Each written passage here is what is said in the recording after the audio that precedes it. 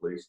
And while I was with the Austin Police Department, I served in just numerous of different assignments there in training, patrol, highway enforcement, internal affairs, special investigations unit investigations. And I left, when I left there, I was the chief over patrol operations for the north part of Austin. I also spent 6 years in the Army, working in military intelligence and military police. Married. My wife works at Baylor Scott & White here in Cedar Hill. I have a 12-year-old daughter and a 10-year-old son. We've also been foster parents to 11 children in our home over the course of the past several years. I'm real excited to be here in Cedar Hill. I think it's a great community, and we've been doing some great things, and I'm happy to share some of those with you on this call. Great. Perfect. Thank you so much for joining. So our crew members tonight that are here, would you mind introducing yourself? Tell us where you're from, your name and where you're from, please, so we all can know our names and pretty well as we're engaging with each other. So at this time, crew members, you know what time it is. Introduce yourself. Tell us where you're from, and we'll go ahead and dive in. Okay, I'm Janice Strange. I'm from Wascom, Texas. She's comfortable. We have a variety of folks from different places. I just got off work. Candace, are you there? Can you hear us well? Candace been under the weather, so she may not be able to talk. Okay, she's here. She said yes. So she's here. Candace is here with us. She's from this area. I'll introduce her. She's from the Rockwall area too. And so she's been tuning with us as well, Jan, consistently for the past few weeks. And so they're excited. We all talked before tonight about the upcoming events that we have scheduled for Open Mic Night. So we're definitely glad to be here as well. So, and to the guests, I see one below that is new. Looks like they're new. Certainly glad to have you. Do you have anything to say at this time? Would you like to introduce yourself? My name is Alberto Balderas. I'm from Marshall, Texas. My buddy shared this on Facebook, so I'm just trying to see what this is about. Yes, sir. Yes, sir. What's going on, man? Good to have you. Appreciate it. Not much. I just got off the water, so I'm at home chilling. And this is a real interesting topic, and I just wanted to hear what's going on. Okay. Sounds good. Yeah, so Open Mic Night, again, is just an avenue of information for young adults between the ages of 18 and 40 to share real conversations during this quarantine. While we are obeying the laws of the land, we have to remain safe and smart in our whereabouts and travel and communicate with one another. So again, this is an opportunity for you to come, relax, chill out, and get to know one another as well, but also learn from some subject matter experts about what's going on in our community. And unfortunately, right now, there is a myth going on that police brutality is still existing in some areas. However, it's so important to get informed and ask questions to the right people to get information so that we understand where our frustration is coming from, but also understand too that police work is not my expertise. So a better way to ask and learn is to bring guests and police officers in who's been in this field for a number of years. And so we have 3 capable men that has an incredible, phenomenal resume here. As you can see or heard, that they are hometown folk. They have kids, they're married as well. And so they're probably facing the same emotions we are. And so hopefully tonight, my hope tonight is that we come together, feel at ease, despite what we see on TV, and come to understand that police and community are an integral part of our lives, and we need to continue to provide our support around our public servants. So again, thank you all for tuning in with us. Let's go ahead and dive in. Again, this talk, I have 7:21. This talk, I like for it to be at least, you can do like 35, 40 minutes or so. And then I don't believe in wasting your time. So I definitely want everyone's questions to be heard. And then at the end, again, if you have any final questions, officers, it's okay for you all to send me, an email contact information so that I can send it to our group if they have any questions or like to get in touch with you and get to know more about your work, or maybe want to become an officer. Can they contact you? Okay. Okay, sounds good. All right, so let's get going. So the first question I have, to any of you, anybody can answer, is can you kind of explain? I know I know me personally, I don't understand the full police ranks and how one gets, I guess, moved up to major, or deputy, or chief. Can you kind of explain the police ranks to us, please?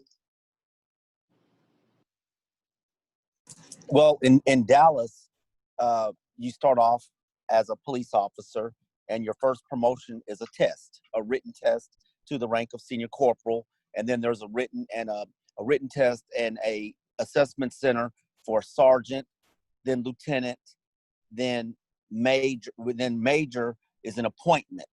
There's no test for major, and after major, there's a deputy chief, then there's an assistant chief, and then there's the chief of police.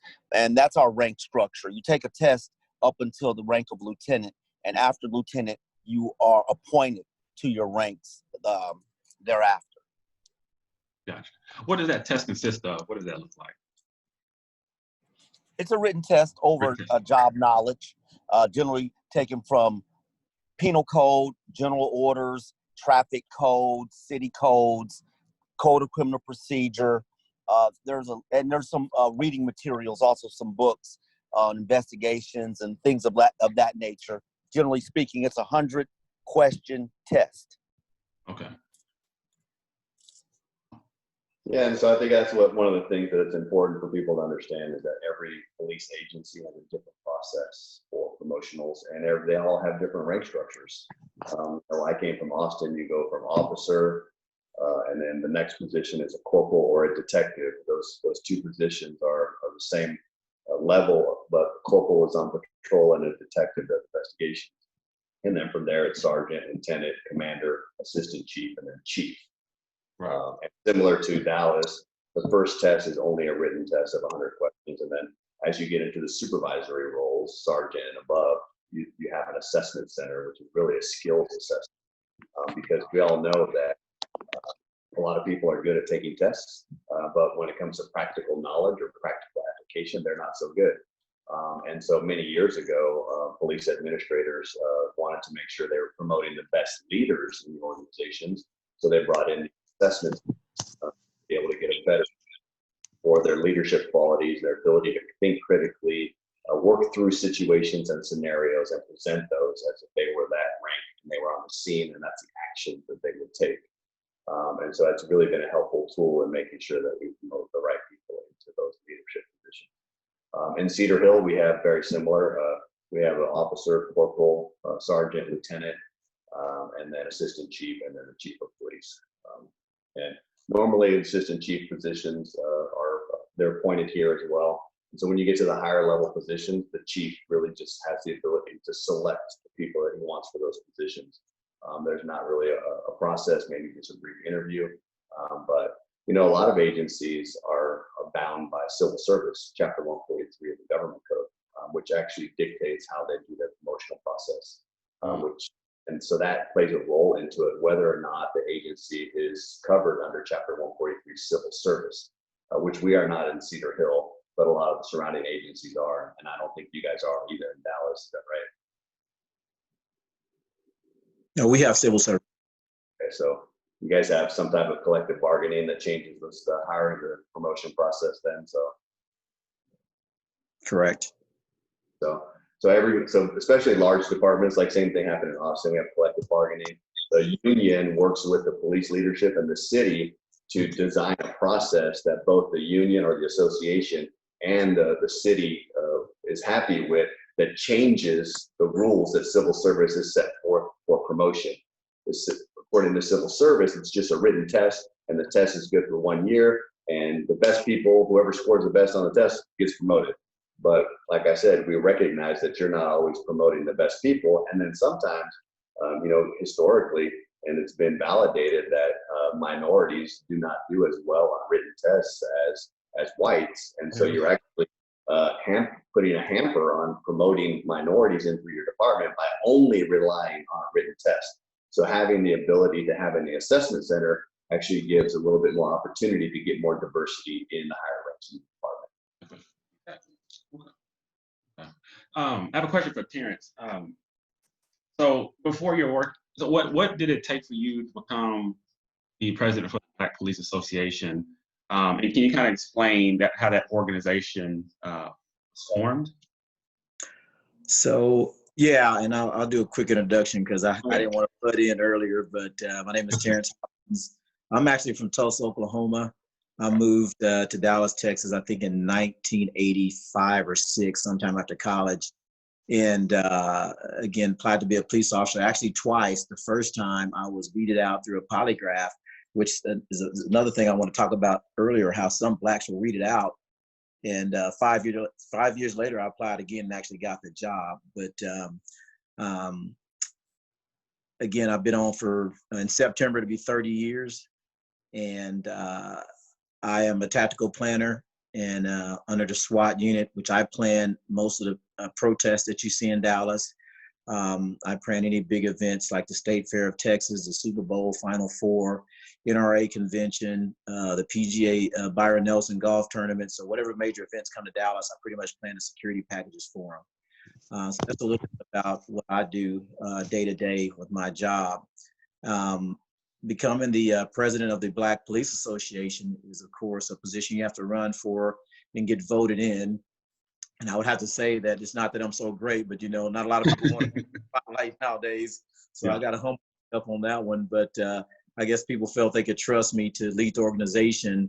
You know, this organization was, of course, started by Blacks. And, of course, we all know the struggles historically that Blacks have had, especially joining police departments. So I guess early on when some of the earlier African Americans joined the police department, they felt the need to galvanize, to start representing ourselves in order for advancements and opportunities, you know, because when we first hired on, there were a lot of restrictions about us, what side of town we could work on. We couldn't arrest a white man, different things like that. So, you know, as we continue to grow as a number of the department, you know, this group formed to represent us and get us those opportunities and possibilities for advancement and administrative issues and things like that. So that's kind of the crux of it. When was BPA founded again? When? Well, yes, sir. 1974. Way before I was born. Yeah, you said this for people 18 and 40. I think Vincent, Terrance, the guy to get off the call. Yeah.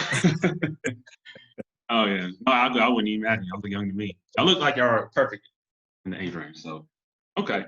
How many presidents, Terrance, before you served in that role? Do you know? Oh my gosh, that's one I'm gonna have to learn right there. So yeah. no, I do not know. Many years. Yeah. No. I know we just put a great one to rest named Calvin Howard. He was instrumental in just the reason a lot of Black people are here today on the Dallas Police Department, because we had to have those pioneers that come before us that fought those battles. And he was a great man from what I could tell. And if you go to our website, Black Police Association of Dallas.org, you will see a tribute to Mr. Calvin Howard and some of the things he done regarding Blacks on the Dallas Police Department. Yeah, for sure.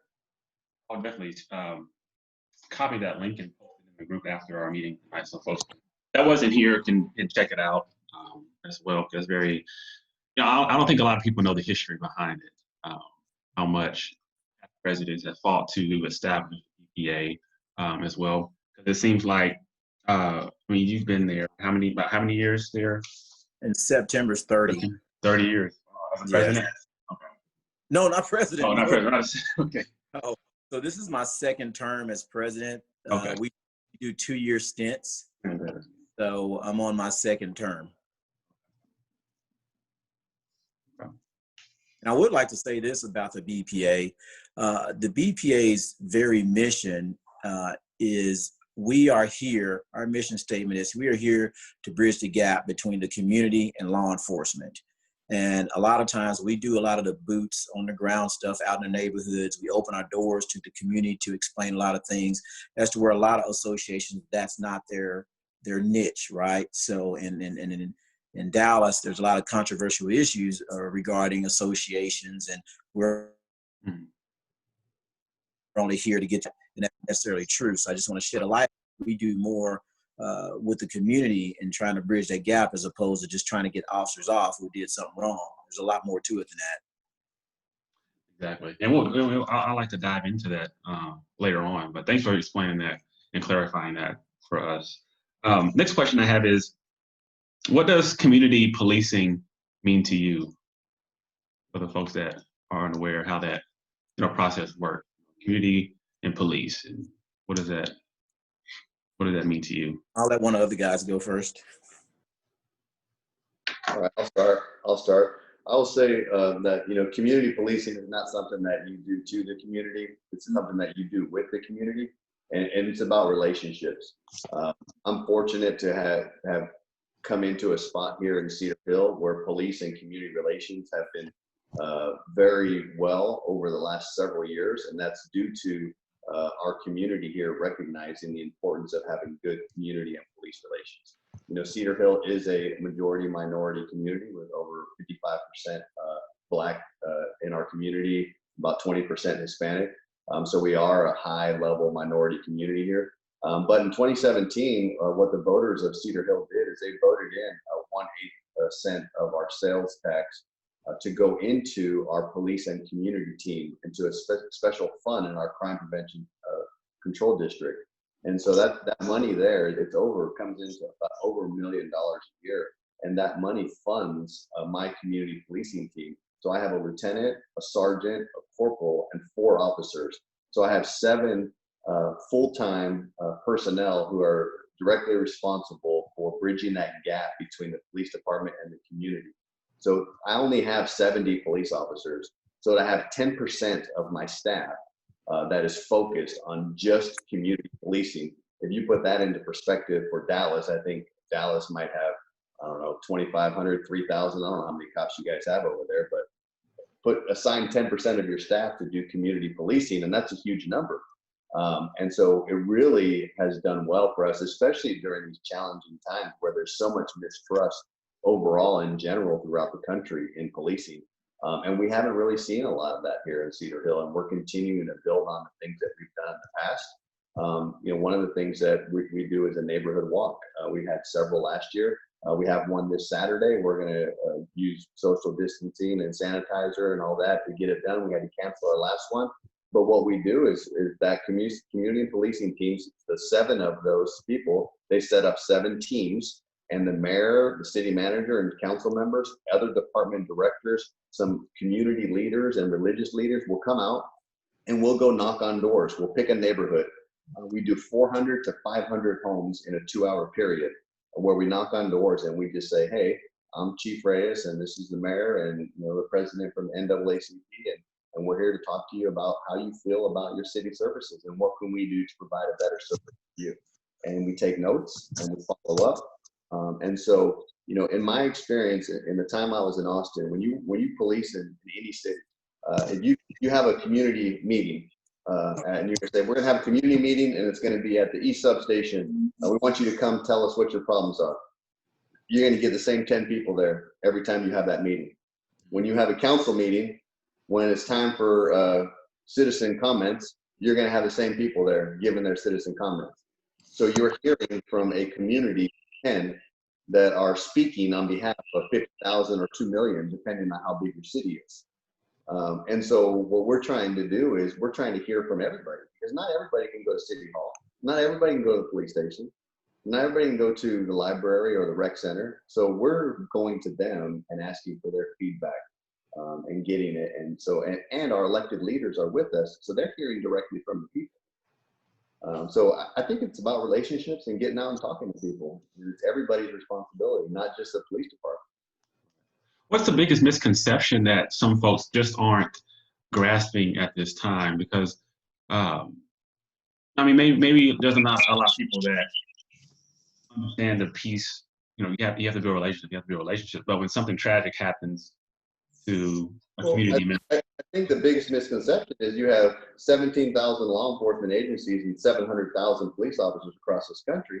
And when you have an incident that occurs that's high profile, then everybody gets labeled. We get all get lumped in underneath that same umbrella. It's the exact the exact same thing that everybody's preaching against. Don't judge me by this or don't judge me by that. But yet law enforcement is the first one to get lumped into a large category based on the actions of other people. You know, if a Starbucks employee does something wrong, going to Starbucks, you know, you hold that. Yeah. Well, that's a pride. So it may be a pride disconnect or something. Yeah. Hey, Thomas, I'd like to comment on that community policing thing because, right, I mean, it takes a devoted, committed department and leadership to go out there and bridge the gap, and for him to dedicate that amount of percentage of his department is that's very special because he gets it. But not all get it like that. They don't put that amount of resources in developing those relationships. Another thing that I'd like to state is that for the Black Police Association, when we do open our doors to the community, we open those doors with information and knowledge. To me, a lot of times what we battle in the community is a lack of information. So when we pull the community in and we explain like how we operate on a traffic stop, while we're trying to ask you to show us our hands because we're all trained that what's in your has the potential to kill us. So that's why we always say, let me see your hands and things like that. So we have the open dialogue about why we do certain things. We actually discuss tactics and we discuss the law. We discuss our policies and procedures. We discuss in Texas, you have to do a 7-step traffic stop, which is a traffic stop that is state mandated where 7 things have to be checked off that list. And just the other night, a guy complained to me that an officer pulled him over and never told him why he stopped him. Well, old school policing, you wouldn't say a thing. With the current 7-step traffic stop, you have to tell a person why you stopped them. And so we give a lot of information to the community that they just didn't have. And I found out when we have those conversations, they end up saying, oh, that's why y'all do that. That's why you do that. And they generally understand. So that's what part of bridging the gap is simply educating our communities. No, I completely agree, Terrance. I mean, that's what happens because absent information, people are going to seek out information. And whether, you know, we're living in the Google information and they're going to Google something or they're going to, I'm guilty of that. Right? They're going to ask their friend or they're going to Google it or, you know, what do they say? You know, I'm going to ask the 3 smartest people I know, Siri, Alexa, and Google, right? But what happened is these young people are filling in the gaps themselves because we're not providing them the information. You know, we had an event the other day at Trinity Christian School here where Deion Sanders hosted the event with the football team and volleyball team and had them come up to the mic and ask questions. And those are the exact questions we're getting, Terrance, is, hey, what am I supposed to do to stay safe if I get pulled over by the police? And explain it to them, you know, go to a well-lighted area. If it's nighttime, turn your overhead on. If you have tinted windows, roll them down. We want to see inside the vehicle. We don't know who's in there. Keep your hands where the officer can see them. You know, just little things like that where, you know, what are my rights, you know? And we're not trying to, you know, I always tell my officers, who here wants to violate people's rights? Nobody wants to violate people's rights. Who here is for police brutality? Nobody's for police brutality. We're all against it. But I think that, like Terrance said, absent the conversation, people just don't know. So it's our responsibility to get out there and educate them. And I think that with this pandemic and all of these now Zoom and us learning about how powerful this can be, is that is going to be the future of meetings because not everybody can make it to the meeting. We have one scheduled already for July, what I'm calling a community conversation. Bringing in, 6 community members, a cross section of the community to come in and be present at the meeting, but it'll be live broadcast and Zoom so other people can participate as well. And so I think that this is going to do so much for us in being able to communicate and share information with our community. I'd like to chime in on the aspect of community policing and what it means to me and what I've heard people in the community say. By its definition, I think that it means that the officers have to be invested, or the department has to be invested in the community. And that's difficult when very few of the officers are invested in the community. I think in Dallas, less than 5% of the officers live in the city. And I think it's important for the citizens and people in the community to see you as something other than a person in a uniform. Then they'll see you as a neighbor. I've always said that if you are a neighbor, you will treat the citizen as a neighbor. And I think it's important for there to be some affirmative link for the officer to be connected to the community, be it either he lives there, he goes to church there, he goes to, his children go to school there, he has parents that live in the community. There has to be an intimate connection between the officer and the community. He has to have a professional and personal reason to keep crime down. He has to be connected some kind of way other than his uniform to the community. And I think that is very important. I think what Chief said with his department is fantastic. If in Dallas, we answer over 1.5 million calls for service in any given year. So it is not practical for us to do something like that. We simply don't have the manpower to go, like say, knock on 300-400 doors and introduce ourselves to the community. But if you lived in the community, you wouldn't have to go knock on doors and introduce yourself to the community, because those would be your neighbors, and you would already be doing that on a daily basis. So we need to, the department, the officers need to engender themselves some kind of way to the community other than that uniform. When I was growing up in Chicago, we had an officer that lived on my street. His name was Mr. Crawford. He was a sergeant on the Chicago Police Department. But to me, he wasn't Sergeant Crawford on the police department. That was Mr. Jimmy Crawford, who happened to be a Chicago police sergeant. So he was two things to me. He was my friend's dad, who was also a role model, and happened to be a Chicago police sergeant. So I think those things are important. And as long as we have this disconnect, it's going to be very difficult to have real effective community policing when we have this distancing between the officers and the very community that they're trying to build bridges to. Yeah, it's interesting you said that, Vincent, because I took my 12-year-old daughter to her lesson the other day, and when I picked her up. My wife took her, but I was in my uniform when I picked her up, and her friend that was there with her hadn't seen me in my uniform before, and she's like, "Your dad's a cop?" And she's like, "Yeah." And she's like, "Do you guys live at the police station?" She's like, "No, we live in a house like normal people."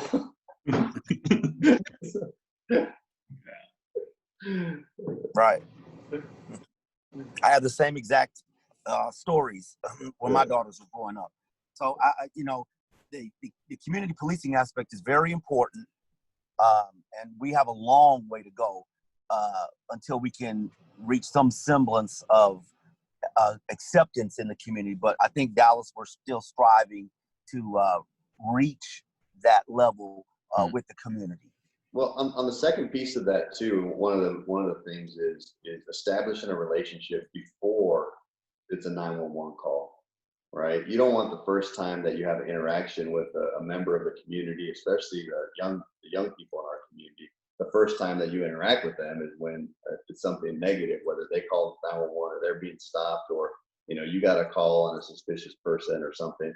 So to already have the relationship built in advance before you take that 911 call is important to see them, other than he's responding because of this crime that happened. We do this lunch stop with a cop where the kids go to school and they have lunch with the kids and they talk with them.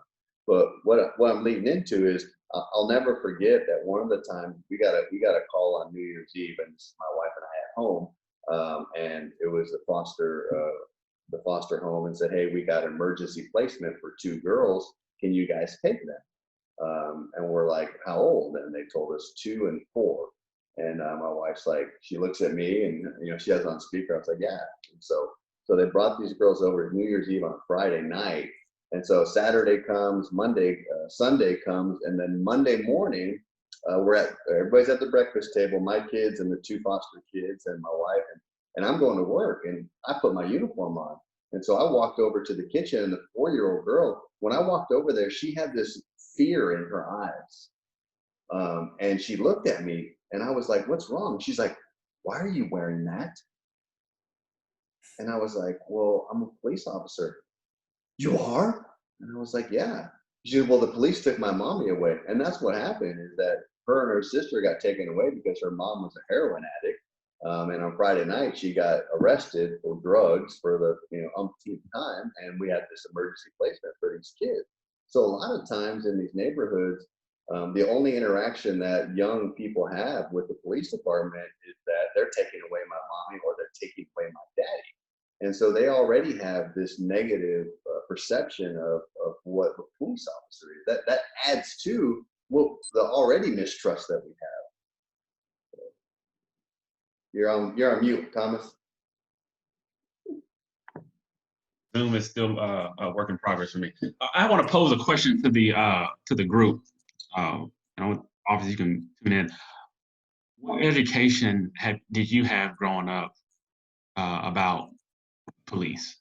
And I'm gonna let y'all ponder on that and think on it. As growing up, as far as you can remember, do you remember having any form of education or a police officer talk to you? I, growing up in Tulsa, Oklahoma, had absolutely zero. Yeah. None. I don't recall any growing up at all. The only thing that I had is that I had an uncle who's about 10 years older than me. He came back from the Army and he became a police officer. I knew he was a police officer. He was my baseball coach and football coach, and he loved me and I loved him. Yeah. And I want to be like that. I didn't know what he did though. I never got an education on it, and so that's actually why I became a police officer, because of him. But I never got educated on what police officers do. And I think that, if you look now, because of all the things that have happened, it's actually required curriculum now for them to have a class on police community work relations. I never had any.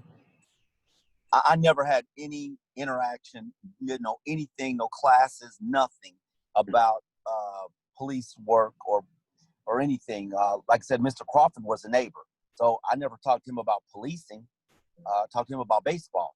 So I never had any education whatsoever about what police officers did. Janice wants to get her mute button up. I see some lips forming.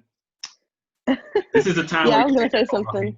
Yeah, go ahead, Jan. I've never had any education. All I knew was that they took away the bad guys. That's all I knew. Yeah. So. And probably one time you were in line at the store and your mom said you better be good at the Yes, that is true. That is true. The annoying thing that is true. Hey, Thomas. Yes, sir. Do you mind if I pose a question to you and your crew? Go ahead. So I've gotten to talk to a lot of groups, and it's interesting to me. I actually invited about 8 men over to my house last week, and a lot of them from church. It was kind of a Christian men's deal. And then some guys that weren't in church, and these are all black guys. I plan on do white guys next. So I want to ask those guys, what did they really think of policing and police officers, to kind of get that 8 different points of view, right? And I tell you, it was split right down the middle. You had those that thought, hey, we know police are not all bad, and we understand that there are some bad ones. And then another half said, hey, I'm afraid to even call the police because he might shoot me because I'm a black male. So I was wondering how you guys actually view us at this point in time. Are your feelings so severe, or are they the rational feelings? It's a timely question too. I'm going to say serious question. It is a very serious question. Yeah, well, you be honest. Like 10 o'clock at night, you're driving down the road and the lights come on. What's the first thing you think? I'm sweating. My palms are sweaty. Right. My legs are trembling. I'm looking around for, I'm thinking about where my license and registration is, make sure I can easily access it. So I'm having those physical reactions after snap of a finger. One real quick. Dennis said she commented on the chat and said she couldn't hear the question. Could you repeat that one more time? Sure. I was saying that I invited a group of black men into my house, and I'm planning on doing white men as well. And I asked them questions about how they truly feel about law enforcement right now, police officers. And again, the team was split. Half of them agreed that, hey, not all officers are bad. I get it. And she's saying I can't hear anything, so we're probably gonna have to type it to her. And the other half said that they were truly fearful of police officers, and they figured that if they were to get into an altercation, if they were to get stopped, they would seriously be thinking they may be getting shot that night. And they were very honest with me, and it did something to me for those guys to think that way. Yeah, did you hear that? Thumbs up. I had to log out and log back in. Okay. What was the question? Y'all, I'm watching. Let's not make Terrance exit the video now. So look, I'm sorry. What'd you say? Can you hear me now? Yes. Okay, so the question was, how do you guys, I'm asking Thomas's team, how do y'all feel about law enforcement officers now? And I gave an example that I invited 8 guys over to my house, and it was split down the middle. Some of the guys said, hey, I get it. Some officers are bad, not all of them. And then the other side said, I'm truly fearful of dealing with the police right now, that they may shoot me. So I was asking you guys, how do you actually feel about law enforcement? Truthfully speaking, I know that all officers aren't bad, and I can't label every officer or, like the last, but I have to be honest. I am fearful, not really for myself, but for my brother, for my nephew, for the males, just because of everything that's been going on. And it's like, even if my brother, let's say my brother gets pulled over, and even if he complies or whatever, what if he still gets killed for nothing? That is my fear. I'm not really worried about myself because, for one, I haven't been pulled over in a while. But when I was pulled over, I was just like, hey, I'm about to reach over here. I'm going to grab this. And yeah, so. Right. Candace typed an answer. I'm going to read it out loud. She says, I know all police officers aren't bad, but I do fear them. I don't even like making eye contact when I see them. And see, that's something that's happened. And of course, it should not be that way. So that's when we need to start really having the important dialogue of why you feel that way. And unfortunately, I mean, Chief, you're Hispanic, correct? Sí, seguro que sí, hablo español también. He's Hispanic, let me tell you. So a lot of these forums that I do, Thomas, people always say, Terrance, where are the white officers? Right? Mm-hmm. They talk to the Latino officers. Where are the white officers in this? So, and I would just advise you going forward, put some of those guys at the table and have those guys be a part of this deal, because a lot of us as in African Americans, Latinos, are looking for how that white officer is truly viewing them, and what's the problem there? Because again, we're talking about primarily white officers and predominantly white officers shooting Black men. And that's why I'm talking to groups of Black people who are now totally fearful of white law enforcement officers. And it should not be that way. So they need to become part of these discussions just as much as we are. And I think that where we fall short on our side is we talk about educating the community on what police do and things like that, but we fall way short on educating police officers on the history of policing and why there's mistrust. It's required curriculum, the history of policing when you get your peace officer license, but it doesn't talk about, mistrust and history of policing. It talks about Robert Peel and Peelian principles and how the Bobbies started. It don't talk about, why there's mistrust in the Black community, because, the police officers have been the enforcement arm of the government violating people's rights. Why there's mistrust in the Hispanic community, because they're afraid that they're going to get deported if the police officer stops them.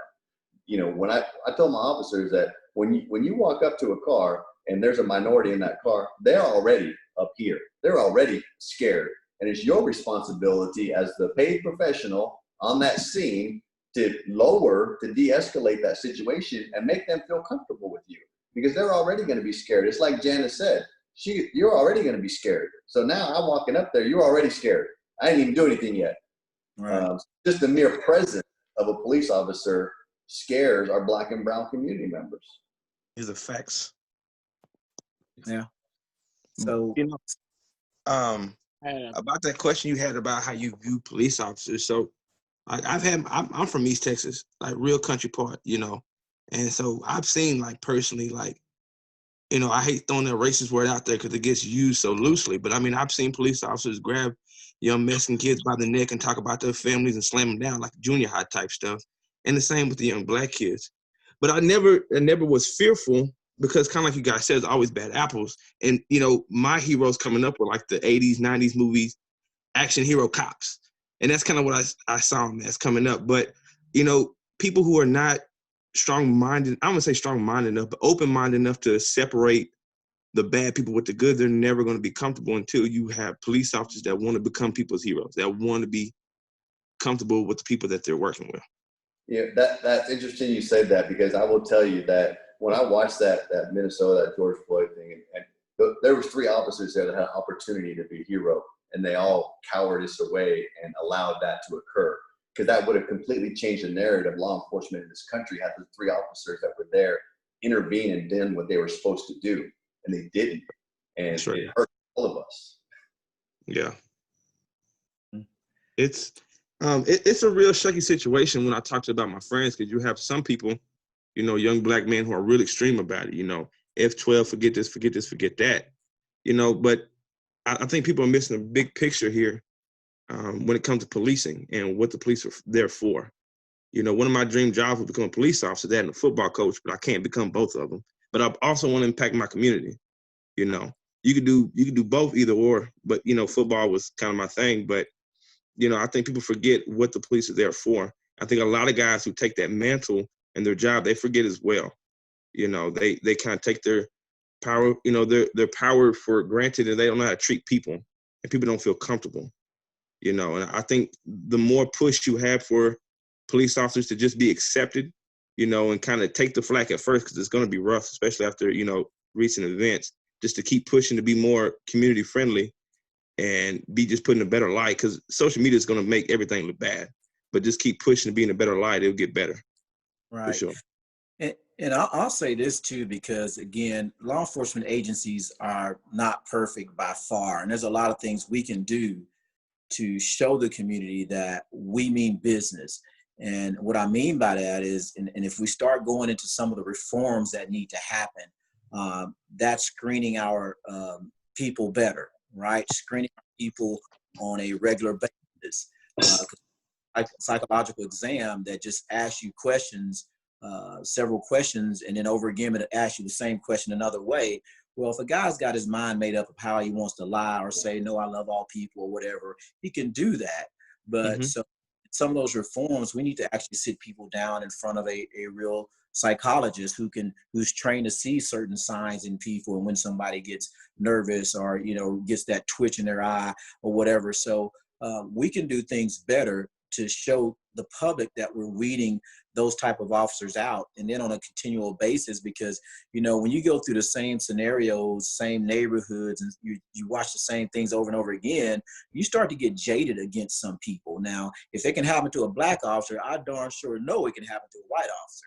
So we just have to be better at doing what we're doing, and we have to show the public that we mean business. So, you know, in the Chauvin case, where he, you know, definitely killed Mr. Floyd, and then now you come up with this history of, hey, he's basically got 20 entries, and, you know, he's got several excessive force things and of that nature. So we've got to come up with a better plan to, when we get officers, a red flag pops up, we get that officer seriously evaluated, and if that officer doesn't pass, we get rid of them. We don't continue to pass them around. Oh, let me move you from this neighborhood to that neighborhood, or let me move you into the property room. We have to really start cleaning our departments and being responsible enough to tell the community, we had a bad officer, we did wrong, and we're going to correct it, and we're going to show you we're going to correct it.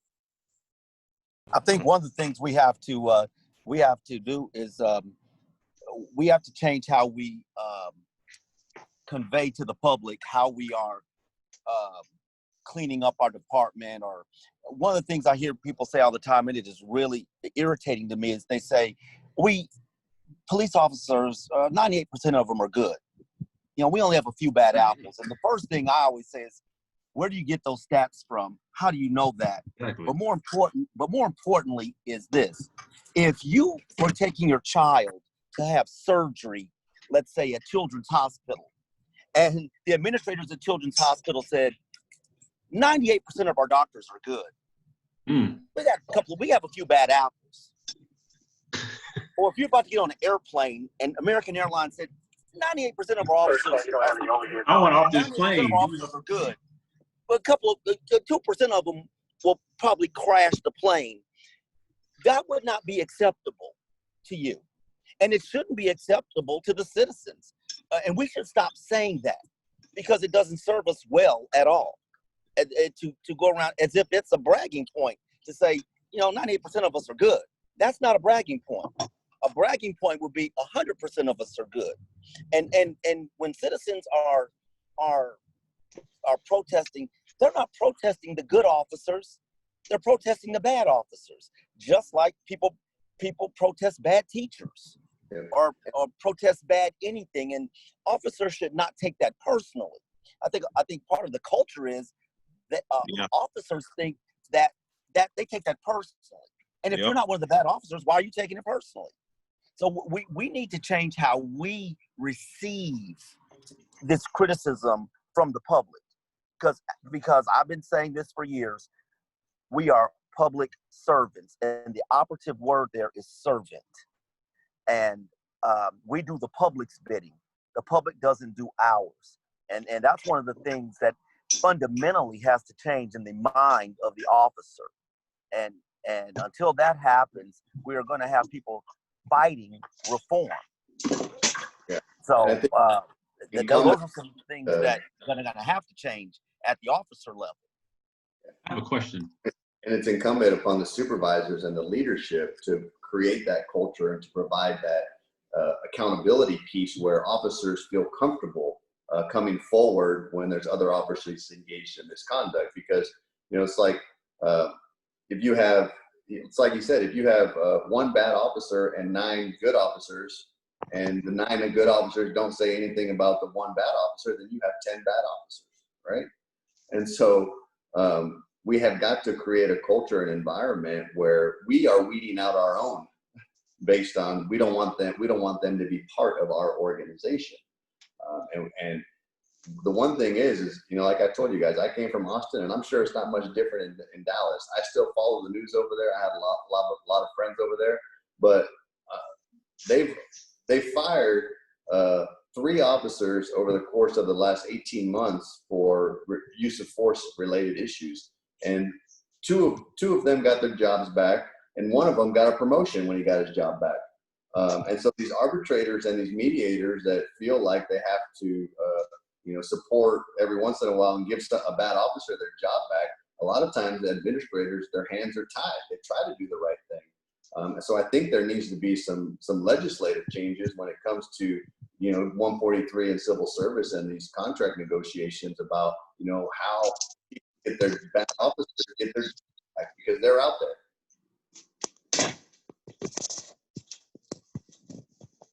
Hey, Jan, can you hear us? You can go ahead with your question. Go ahead first. You can go first. I'll go after you.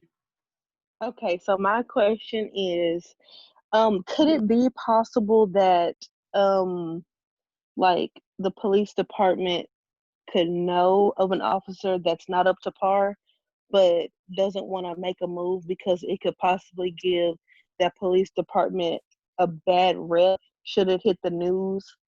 Like if they were to actually get rid of one of their own because of, their discrepancies or whatever? You said, would it be? So I actually think it'd be better to get rid of them, because it wouldn't make the news if we got rid of them. Oh, okay. It would be if we didn't get rid of them and something happened, then that, you know, somebody complained and went to the news or something, that's when it's going to really make the news. But if you know, in the time that I've been in Cedar Hill in 14 months, you know, I got rid of one officer. He engaged in misconduct on a Saturday. On Sunday, the supervisor called me. On Monday, I put him home on restricted duty, and on Thursday, he was gone. I don't have civil service here. I'm not tied by administrative paperwork and all that stuff here. And so that's it. He's gone. So no, it didn't make the news, but it shouldn't make the news. I mean, it's just an administrator doing their job and firing people that don't deserve to work there. But you know, it's not that easy in a lot of departments across this country, and I think people don't really realize how hard it is to fire officers. Yeah, and those guys do exist, and sometimes departments don't do the right thing, and they do allow them to stay employed, and that's just something we got to get better at. Yeah, I have a question. So, like, giving warning before firing and duty to intervene, will that make a difference?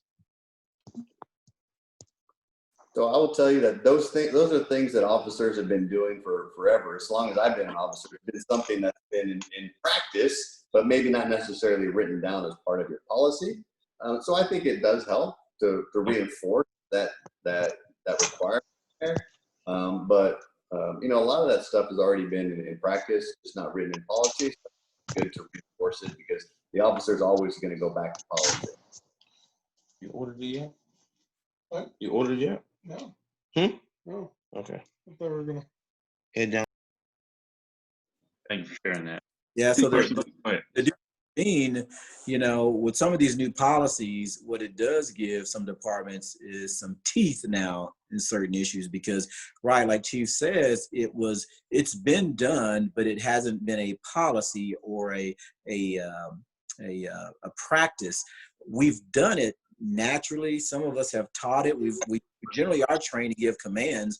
If a gun comes out, we're giving commands. Get on the floor, show us your hands, whatever. So whether that changes, I'm about to shoot you or whatever that is, again, we've been doing that for a while. But now the department has more teeth by making it policy because, again, if you don't do that, now they can hold that against you administratively. And sometimes those are some of the teeth that are needed to be able to do something to an officer. Duty to intervene, that's common sense right there, right? That shouldn't have been, we shouldn't have to write that down. But guess what? Now that we've seen this crazy act, we have to write that down now. And it's ludicrous almost. If you guys could see the police department policies, I mean, they're like, you know, 2-3 inches thick, and every single one of those policies has somebody's name on it. And everybody's like, wow, why do we have so many policies? Well, because right. If it's not written down, then you know you didn't violate it. Right. Okay. I have one question, and I've always been curious about this. So, is there like a quota that the police department tries to meet as far as like writing tickets and getting money from the city, things like that? No, Absolutely not. Okay. Yeah. One is it's bad. It would be bad practice to do that, and it's against the law. Because what would happen is if you weren't meeting your quota, then you're going to have officers out there writing tickets just to meet a requirement, and that's just bad policing. Right. The reason I asked because I'm in the Navy, and so when I do my reserve stuff and I go drill, when I was in the reserves, I had a buddy of mine who was a police officer, and I think it was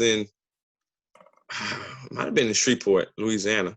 But he was telling me, like, you know, when he first hopped on, like his first year, he didn't write no tickets. And he said, like, they get on them about writing tickets. He said, man, I'm about to leave the department anyway, but they want me to write more tickets. I said, for real? He's like, yeah. So there are expectations that you work and you job, right? Based on, you can have a performance standard based on what other officers are doing, but you hold somebody to it. And, I think a lot of state agencies have contact requirements, right? You need to make so many contacts, not necessarily write tickets, but you need to have citizen interaction. I think that's just good to have citizen interaction because that's an opportunity to build a relationship and engage in community policing.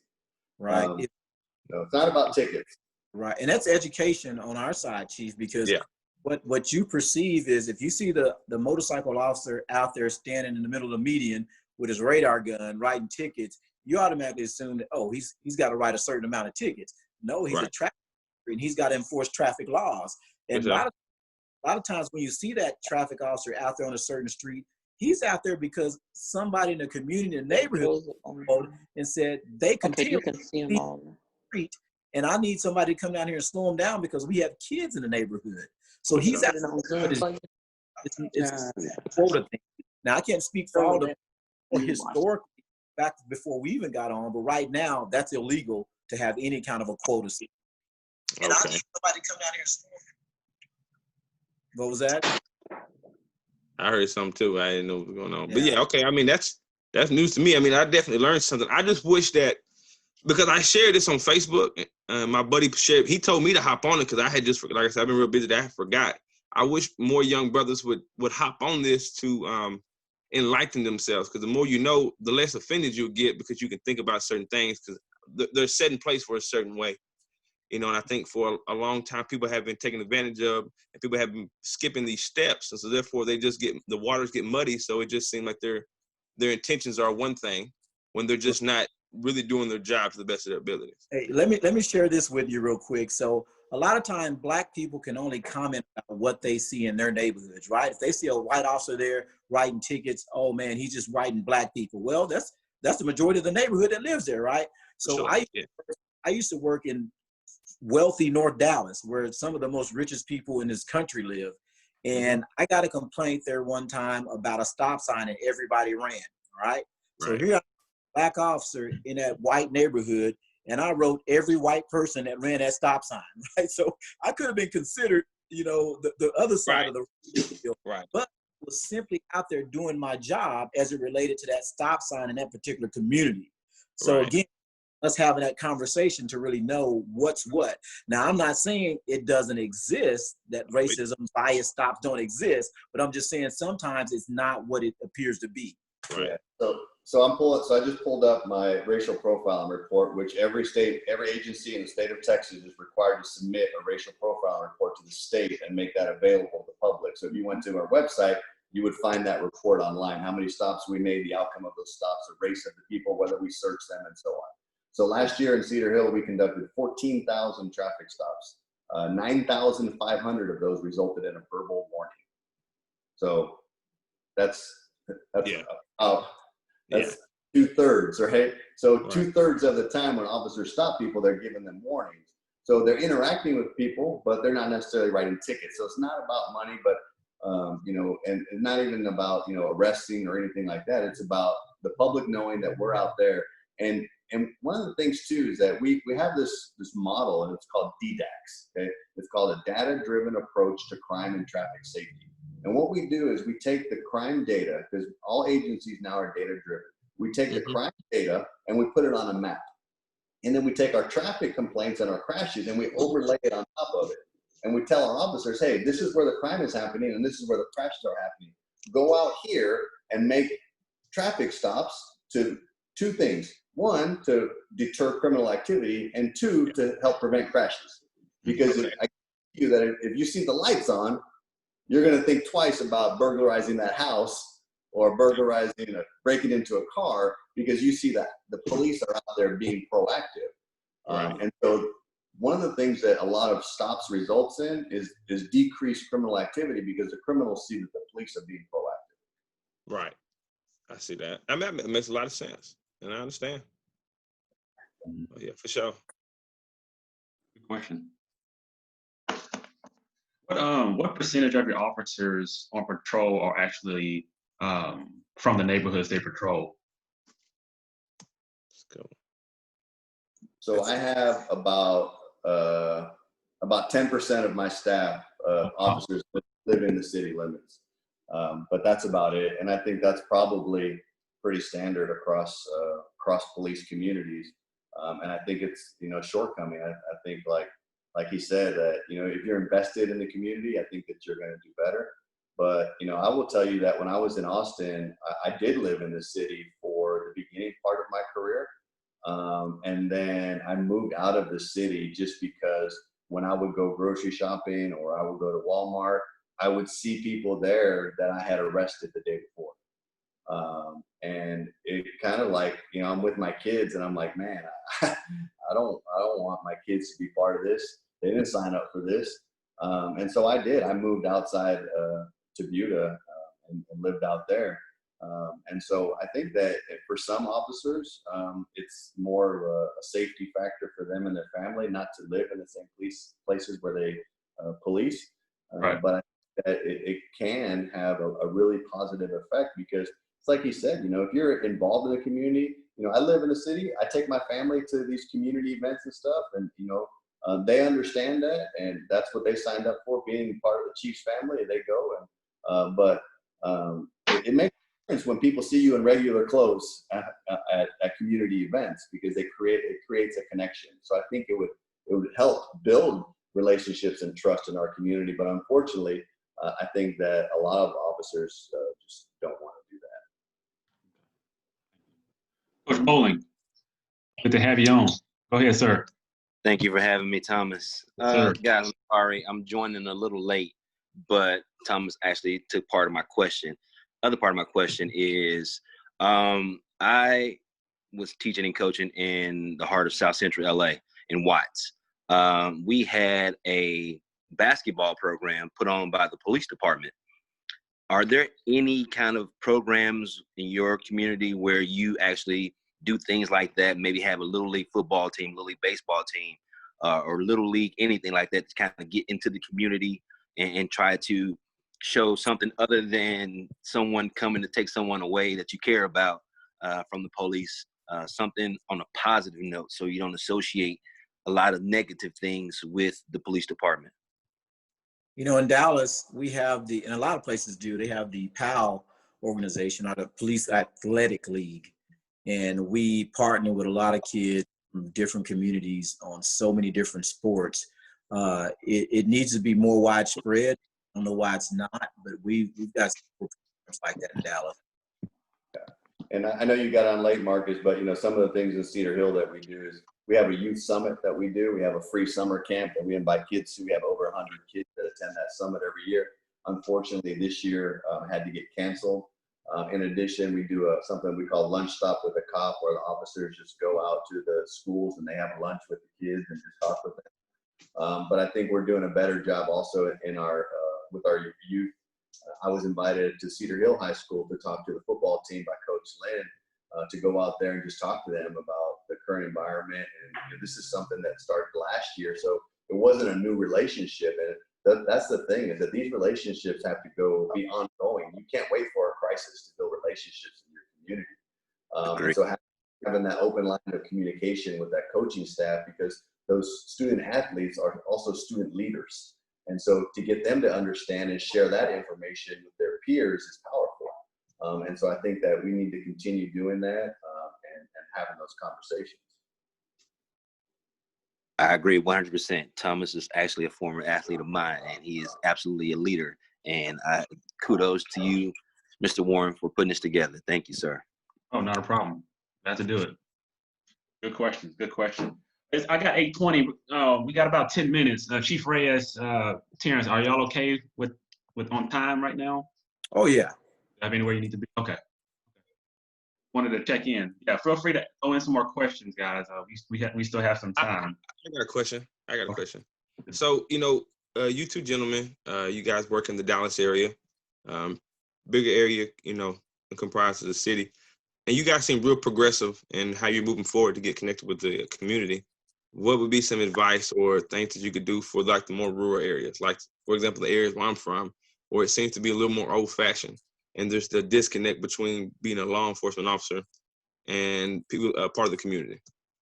Well, I'll tell you what. Rural area. I'll tell you.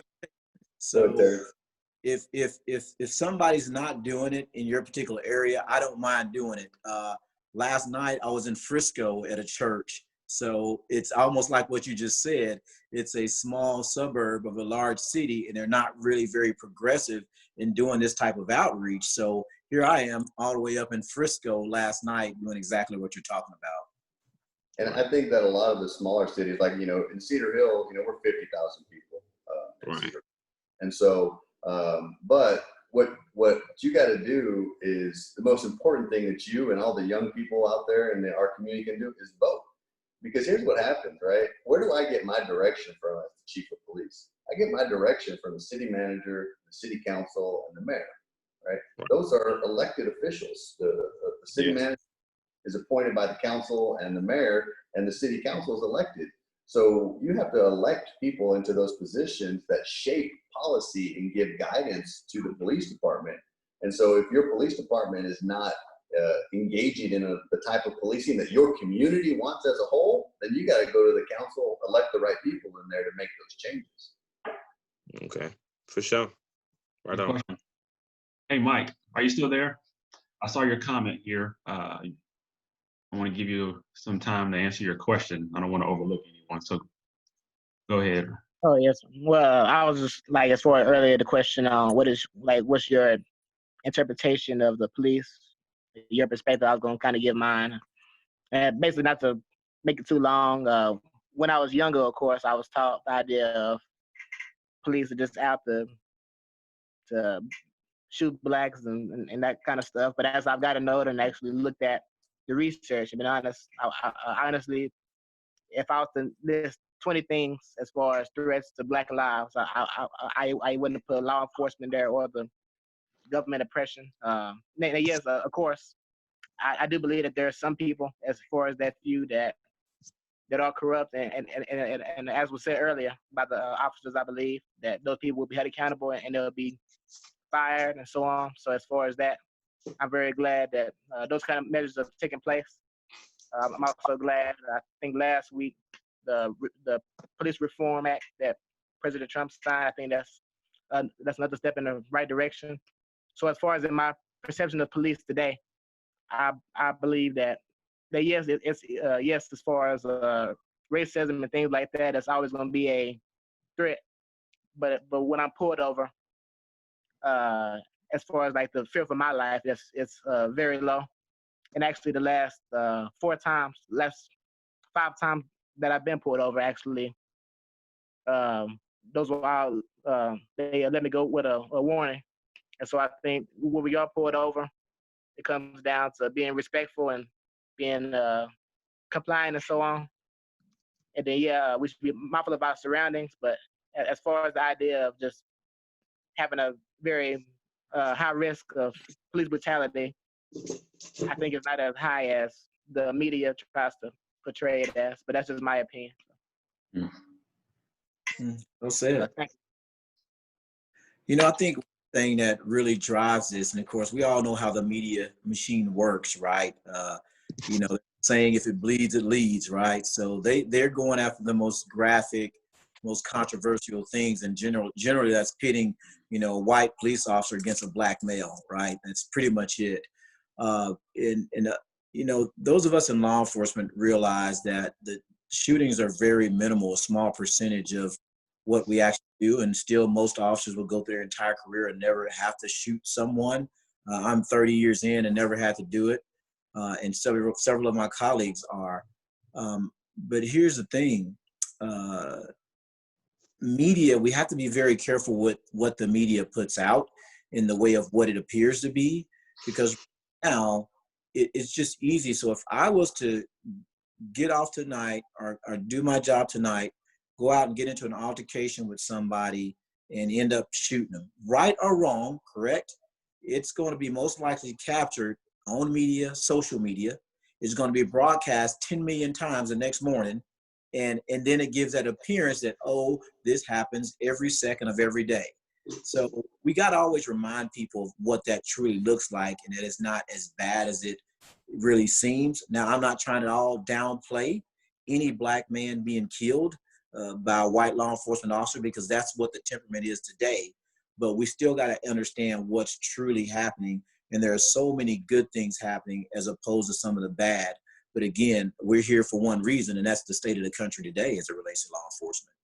Yeah. Interesting you said that. We had an incident the other night. Officers got called out to a black female in a parking lot waving a knife around, you know. And so the officers got there. She went out on the street, on the frontage road of the highway, and they blocked traffic. And she's out there, obviously not mentally stable. Officers got around her, ended up tasing her, getting her into custody, didn't use any other force, but you know, stuff like that's not going to make the news. But things like that happen every day where officers establish, they take time, they use proper tactics, they use good techniques, nobody gets hurt, and they take the person into custody and they get the person a mental evaluation and the help that they need. There's things like that happen day in and day out that just, it's not sexy. It's not bleeding, so it's not leading. Yeah. Well, somebody needs to put that out. Have a team of just, you know, PR and just put out all the good stuff you do. Maybe that's up. Chief's so right. I mean, I stopped for stranded motorists, women single on the road, and I've changed tires. I had my partner video one time, and I said, you know, this right here will never get airplay. But if I go out and beat somebody up tonight, it's going to be played 2 million times in 10 seconds. Trust me. So it's just the monster, the beast that we live in as it relates to media. And it's not just that, it's social media in general has just really, I get calls all the time about, you know, I heard there was 30 break-ins in this neighborhood last night because somebody posted it on Facebook and then somebody shared it and then it went on next door and then somebody else put it on next door. And so one incident automatically is compounded and it makes it look like there's 20 that happened. And so, you know. Hey, Coach Bowling, you go ahead and ask your question. I just saw your message. Okay. Guys, I know from a team aspect, I know when the teams operate the best is when they police themselves. So unfortunately, you're in a business where the good things don't get publicized. It's always the bad things because it's the one that gets the headlines, it gets the news. Do you self-police people that you know to be a little bit suspect or questionable in some of their practices and some of their actions as far as a law enforcement agent? Yeah, so I'll tell you that I had to do I got this question asked to me about how many use of force complaints we've had over the course of the last 3 years in our department. And so we had to go back and research. And so in our department, we've had 4 complaints from citizens over the last 3 years when it comes to use of force. All 4 of those complaints were investigated and they were all exonerated and unfounded. During that same time frame, we had 3 complaints from officers on other officers for use of force. All 3 of those officers are no longer with the department. So I think that would answer your question about whether or not we're holding each other accountable. Are they anonymously, or is that not the case? The citizen complaints or the officer complaints? The officer complaints. So the officer complaints, these ones were not anonymously, but they can be. That's the one good thing about my department is not being. I don't have to receive a complaint in writing, a sworn complaint in writing to investigate it because I'm not bound to civil service. But I do take anonymous complaints. Anyways, all supervisors and just every department, it's standard protocol now. Everybody's got body camera on, everybody's got dash cam. Anytime an officer uses force, the whole chain of command has to review that video and all the videos. My supervisors actually have to go to the scene and take pictures, interview the suspect, interview any witnesses and the officers when they use force. And it's those interviews and those reviews that had led up to the 3 complaints where they said, yeah, no, this wasn't right, and these officers got to go. So you know what? When I had this tidbit, you know, the younger officers, and Chief probably attest to this, man, those guys are quick to really tell if something's wrong. You know, a lot of the older system and what you guys will call refer to as the thin blue line and stuff like that. You know, has it existed? Of course it has, but not everybody operates by that standard, that rule. But I found that a lot of the younger guys are very quick to say something's wrong, as opposed to a lot of the older guys. So there is a change happening, and unfortunately, it caused death. A man's death is causing a lot of reform, but thank goodness we are reforming law enforcement, and from this day forward, it is going to forever change. I can guarantee you that. Yeah, we've definitely seen a change in the culture. You know, like when we came up, you know, you had a shift, and that shift was tight. You know, when you weren't working, you guys were barbecuing together. You had shift parties. After work, you were together. Now it's just a job for these guys. You know, they come to work, they get off, and they go home, and they don't see each other again until they come to work again. So they don't have that any sense of you know, I need to. These are my buddies or these are my friends. This new generation is that they want to just do their job, go home, and go live their separate life. No team aspect, no camaraderie. Not like it used to be. In those specialized units, you get these tactical unit SWAT teams and specialized patrol or narcotics divisions. You might, you know, it's a little bit more in there, but as far as just everyday patrol, I don't see it. Could that be one of the reasons why people never reported, you know, issues within the department because of that camaraderie and being so close? I would say, yeah, historically, yeah. But those, like Terrance said, those we're talking, you know, 20 years ago, and those old timers have kind of phased out. Yeah, because growing up, whatever I thought a cop was lethal weapon, and that's what I wanted to be. That was, as a kid, that was me. You know. So if it's that cool, like I was telling myself, like, man, I can't wait to do that. But it's, you know, of course, it's a movie. I got one vacancy in my department, so when you get out of the Navy, come see me. Terrance my orders is up in April. I'll be back home in April. Oh, yeah, for sure. Sounds like Job interview right here, right now. Here we go. Hey, I'm ready. I can handle the pressure. Hey, Yeah. you know, First job interview. Nice. We're looking for good young men, you know, especially African American men, because again, Chief Brown said it best. You know, you're either going to be part of the problem or part of the solution. So we cannot keep complaining about an industry that we don't want to get in and help change. Yeah. So got to have you guys apply for police departments and be part of that change. And that's all minorities. Again, we know historically it's been an all-white institution and still predominantly is, but we've got to start taking our parts and becoming part of this big machine and help make it better. And women too. We need women in policing because they bring a different dynamic. They actually are way better at de-escalating than a lot of the male officers. They know how to talk. Mm-hmm. Yeah.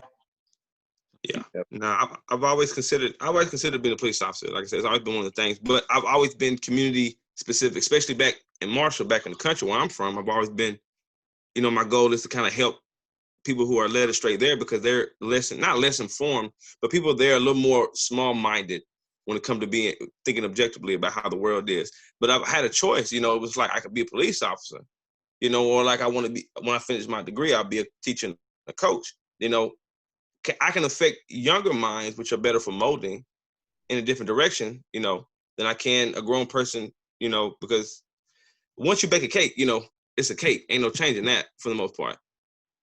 But for a child or, you know, somebody who through sports who may be, you know, lacking in the maturity area or not having a father or a mother figure there that needs that guidance, you know, that's kind of where I felt that where I would be at would be a better suit for my community. But I still contemplating on, you know, my choices, but I've always thought law enforcement might be the way to go.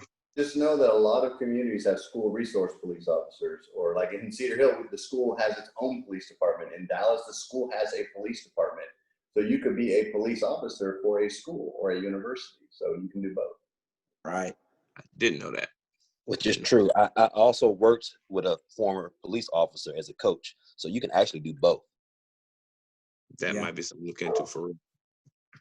Yeah, it's interesting you say that because I have a master's degree in education because I always wanted to be a teacher. And when I retire from policing for good, which is probably about another 8 years, I'm going to teach. So it's nothing like pouring into the lives of young people. It's the most rewarding thing that I'm doing.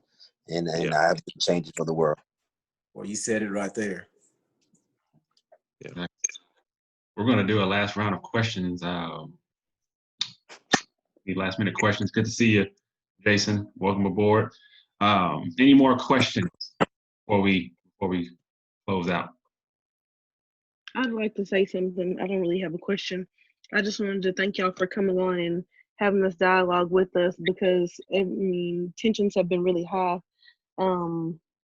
as of recent, and I do feel a little bit better about police officers and the interaction with, you know, my nephews and stuff. So I just want to say thank y'all for taking the time to come on here and talk with us.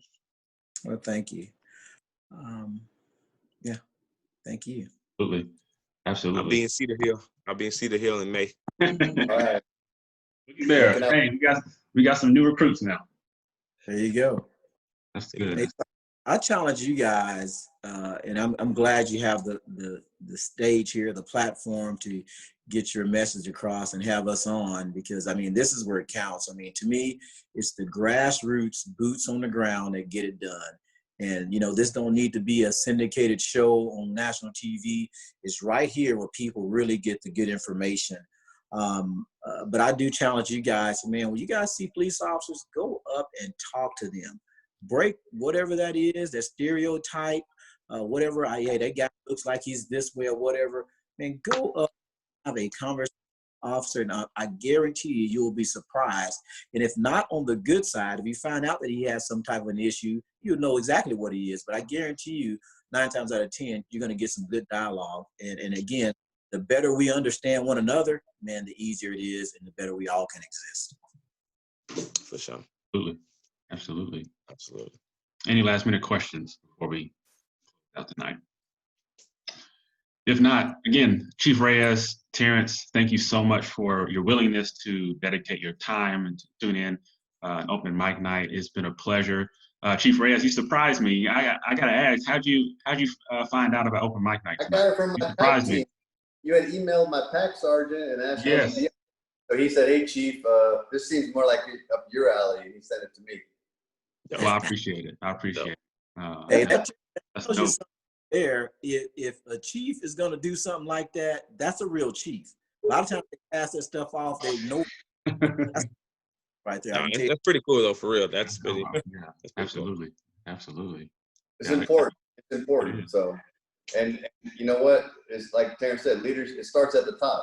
If my officers see me doing it, then they say, "Well, the chief's out here doing it, so I guess that's what we're supposed to be doing." Just like I'll be knocking on doors on Saturday. You know, I can't have them going out there and doing it, and I'm not out there doing it, right? Right. For sure. big fact. Well, Well, again, I appreciate it very much. Thank you all again, all the guests, the members who are here tonight. If you're tuning in for the first time, thank you for joining us tonight.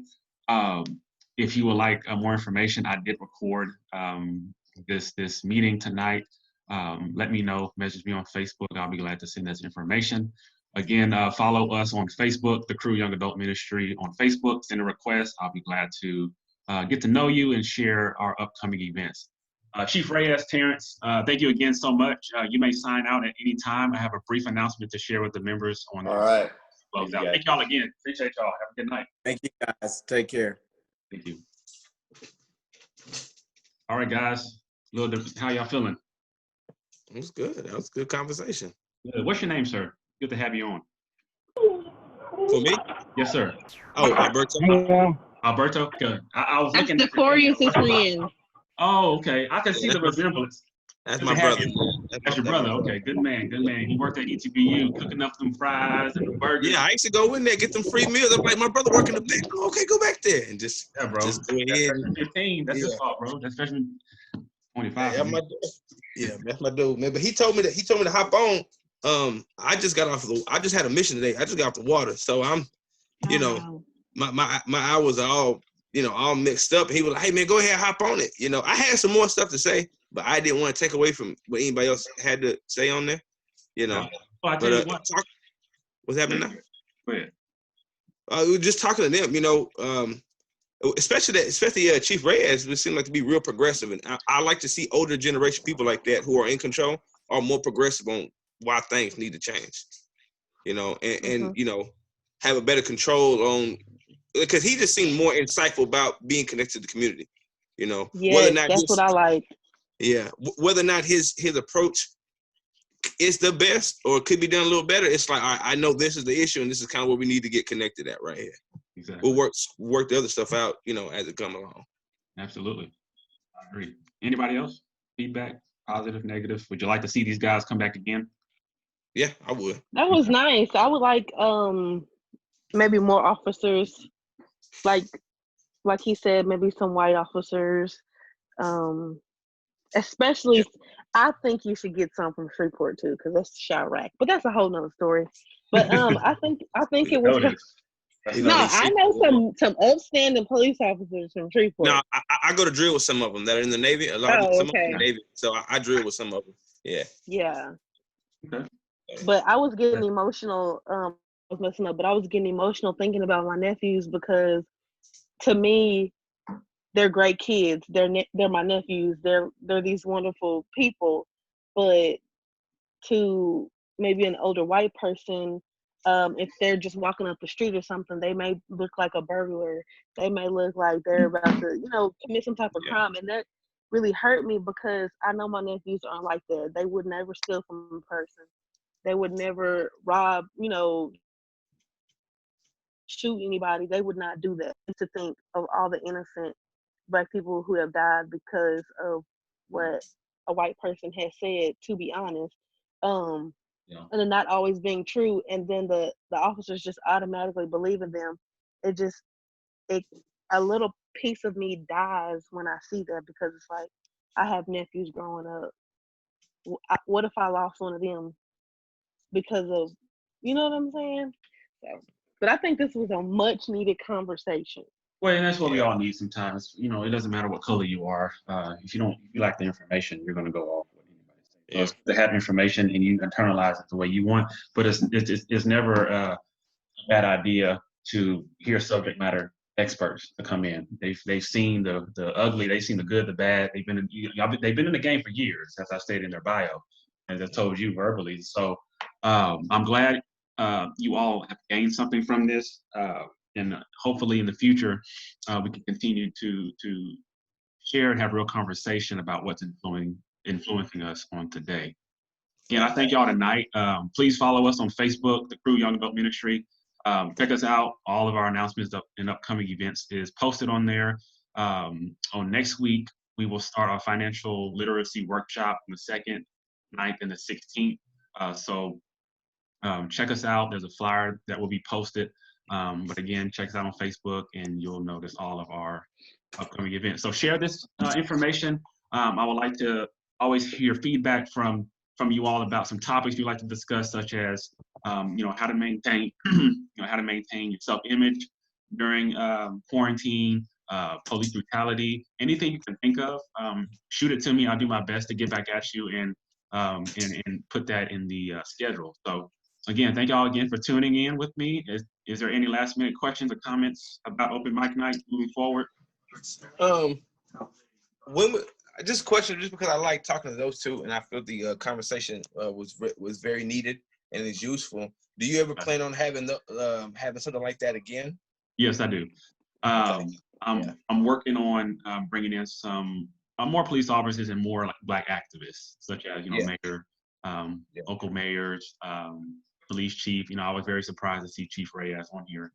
That was dope. That was very dope. Yeah, it really was. So hey, I'll take that. And then the president, Terrance, was the president of the Black Police Association, and he wasn't hard at all to chime in. It was just telephone, and that was God. Just pick up the phone, and he jumped on it. So definitely will consider bringing them back, and maybe a female officer to really serve the females in this chat, because this is a chat. This is a variety, very diverse, males, females of all walks of life, different areas. We got Wascom, we got Dallas, we got Owens in LA right now, so it's good to branch out and see the different people on different areas. So yes, we certainly will. It was a dope combo, man.